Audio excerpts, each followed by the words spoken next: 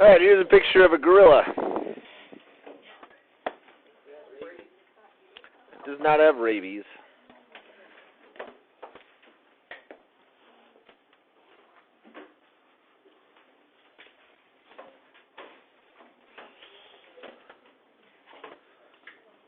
Check out these big teeth here. They've got these huge canines, big sharp teeth. What do you think the function of those are? Eat big animals. It's a good guess, but turns out gorillas completely herbivorous. All they eat is leaves and plants. They eat absolutely no meat.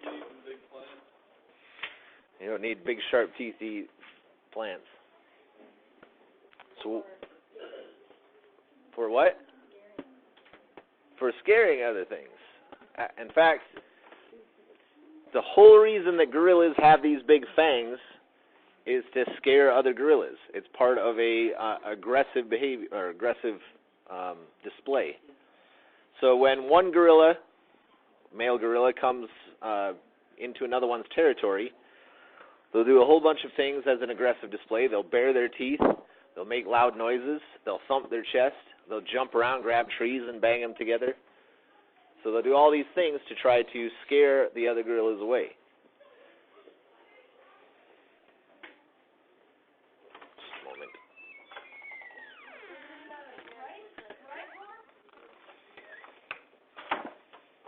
I don't know. I have no idea what's going on back there.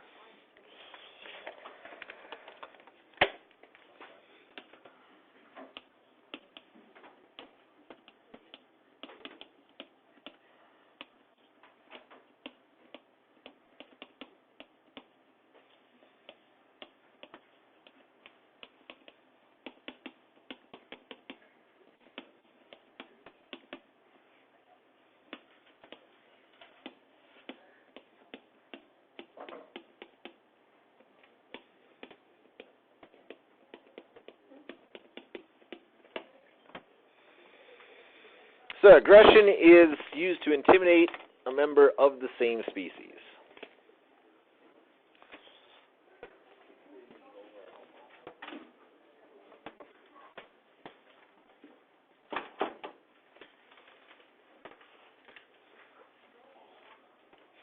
Okay, now if you look up aggressive animal behaviors on YouTube or something like that, what you're going to get is a whole bunch of videos of animals attacking people and that kind of stuff. But that's not really necessarily aggression. That's more animals, being scared by humans or whatever, startled by them in some way, and they're fighting to protect themselves. The whole point of aggression is to intimidate members of the same species. Hey, guys, in the back row, if you really feel like you have to have a conversation during this class, why don't you go down and sit in Mr. Lander's office and have the conversation right there? Because right now it's distracting.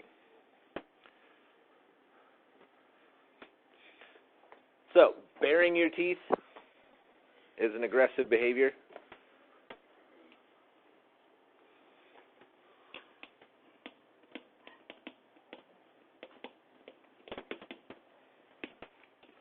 Loud noises.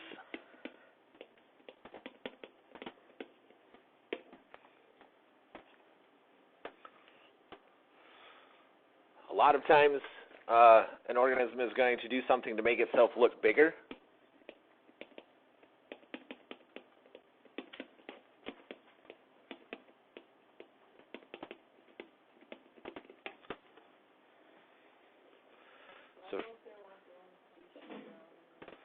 Well, this would be generally in cases where two males, or one male is encroaching on another's territory, that kind of thing. So it goes with the territoriality that we talked about before. In some cases, you get females doing aggressive behavior, but in most cases, it's going to be males. Okay, so if we think about like a rattlesnake rattle, that's kind of a sinister sound. Makes your blood run cold. That's not really an aggressive behavior. Okay, rattlesnakes don't use their rattle to warn off members of the same species.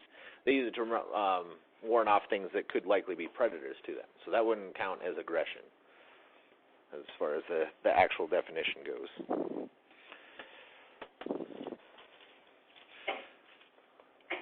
Okay.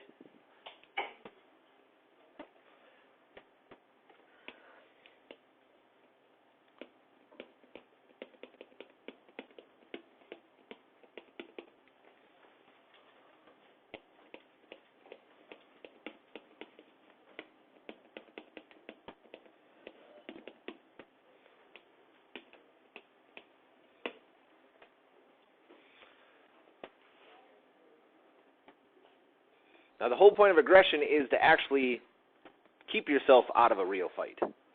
So when these, two male gorillas are going to do all those behaviors, they're basically trying to bluff each other out. And whoever flinches first is the one that loses. But very rarely will it actually come to blows, because if two animals get into an actual physical altercation, both of them could get hurt. So in most cases, the aggressive behavior is used really just to try to bluff the other one out and keep an actual fight from happening.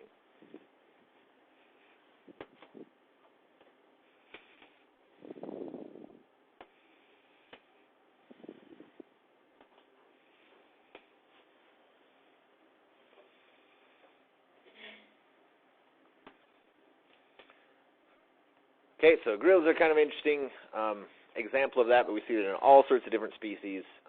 Birds will kind of fly at each other and call at each other to show that aggressive behavior. Sparring, remember, is generally going to be in a courtship display, or, well, not specifically a display, but trying to fight each other for access to females, sometimes resources. But in those cases, that's not usually aggression. It's more of a sparring, right? They're trying to figure out who's the best one. It's more like karate or something like that. You're not actually looking to harm the person. You're just kind of showing your skill. Okay, we see aggressive behaviors with bears against each other. Some of the more dominant predators are going to have some of the more impressive aggressive displays. But we even see it in fish. There's certain types of fish in the ocean that will show aggression and try to chase other males away when they show up in the territory. Okay?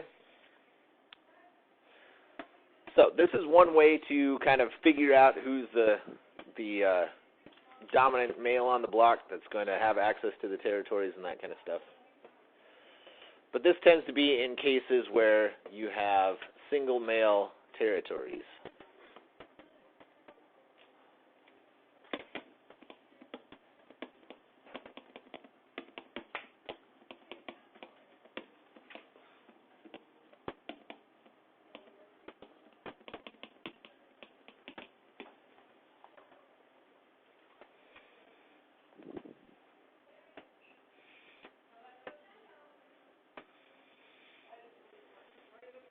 In organisms that have more complex social groups, there has to be a more complex system for kind of working out where each person's, or I shouldn't say person, each organism's role in that society fits. So the next thing we're talking about is a dominance hierarchy.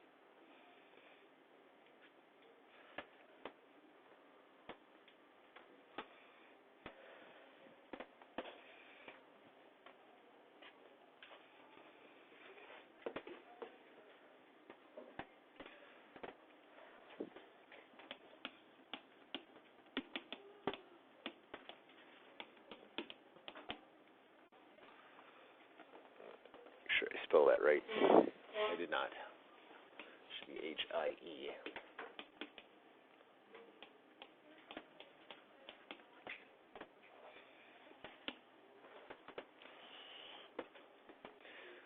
So dominance hierarchies tend to be found in organismal populations where we have some sort of social structure.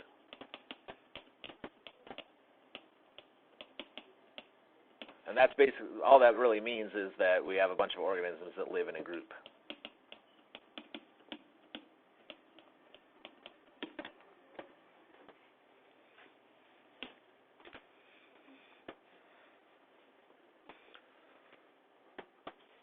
Okay, one example that we tend to hear the terms applied to is wolves. Wolves live in a pack, or at least certain types of wolves do. There's some that are more solitary. But certain types of wolves live in a pack, and you hear about the alpha wolf or the alpha male. And that's going to kind of be the leader of that pack, of that social order.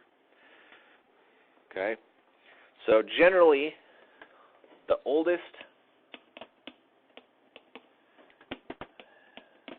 and or strongest,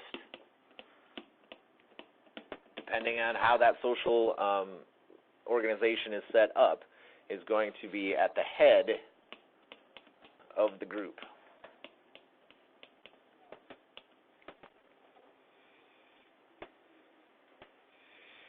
And so usually we term that alpha, just because that is the first letter of the Greek alphabet, since they're kind of at the top of the pile.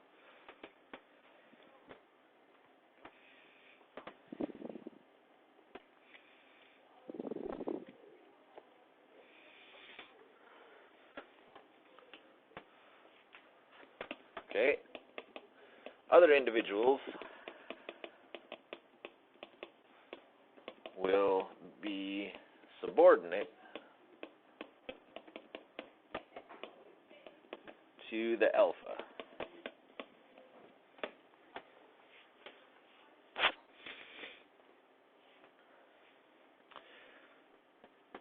Okay, and what that means is the alpha gets kind of the first shot at any resources, whether it's food or shelter or access to females for breeding.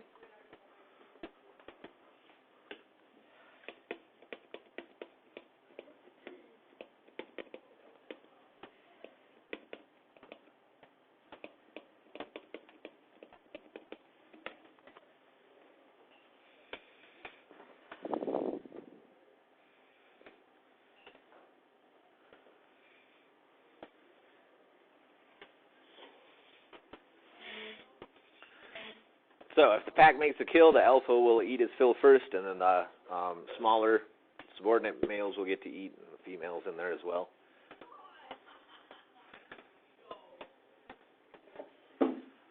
Okay, but the alpha just isn't going to necessarily stay on top until it dies. There are challenges to power sometimes. Sometimes that challenge is going to come from an outside individual. So maybe a lone individual that's going to try to take over the pack, and if they're successful in either running off or killing, if it actually comes to physicality, killing the alpha male, then they will become the alpha and take over the pack. Sometimes it can be ones within the hierarchy, although that is actually less rare or less common because of the social system that's already set up there. But the alpha is not like some big dictator. In fact, it's been shown that in wolf packs, the alpha will actually take advice from his subordinates. So it's a complex system. So by studying wolves, they've shown that an alpha male, as the pack is running along, will kind of call back to the others, and depending on how they bark back, the alpha will actually choose which way to go. So he does take advice from his subordinates. So it's a complex system. It's not just cut and dry, oh, the strongest one just gets everything. Because the other thing, as an alpha, if you don't let the members of your pack eat at all, that's going to obviously drive down the strength of the pack, so they can't kill things as well. And it's going to make it more likely that some will leave or maybe challenge you for power.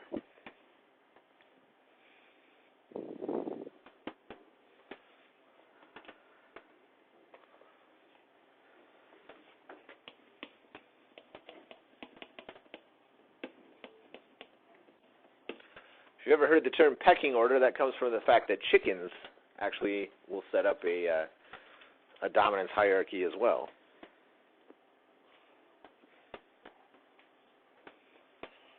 And so the top-ranked chicken can actually come around and peck any of the other chickens, and they won't retaliate. But if a lower chicken tries to peck at a higher chicken in the dominance hierarchy, then it'll get attacked back. So kind of the lower chickens in that pecking order basically just have to take the harassment. unless they would like to challenge for position, challenge for rank.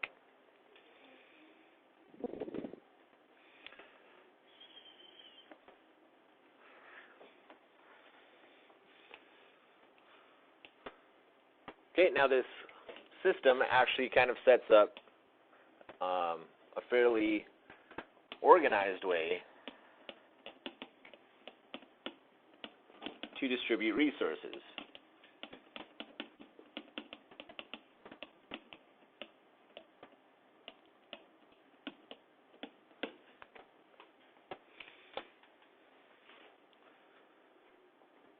Okay, without this dominance hierarchy, and in a wolf population, for example, if the pack makes a kill, and then all the individuals just start fighting with each other based on who to see who gets to eat first, then it's much more likely they're going to injure each other, and that's going to bring down the quality of the pack.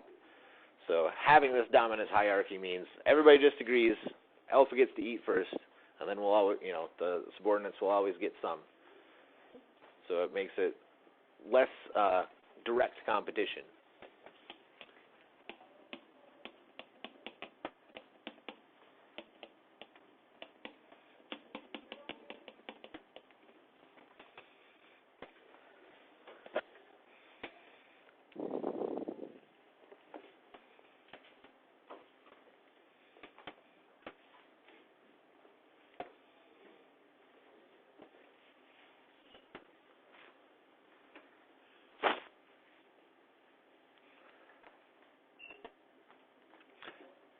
And in most social organisms, you're going to have some sort of dominance hierarchy like this.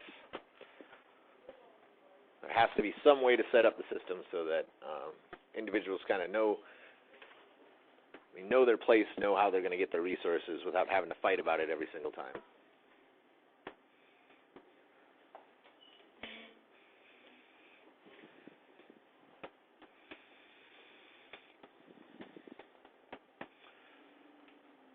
Okay, any questions there?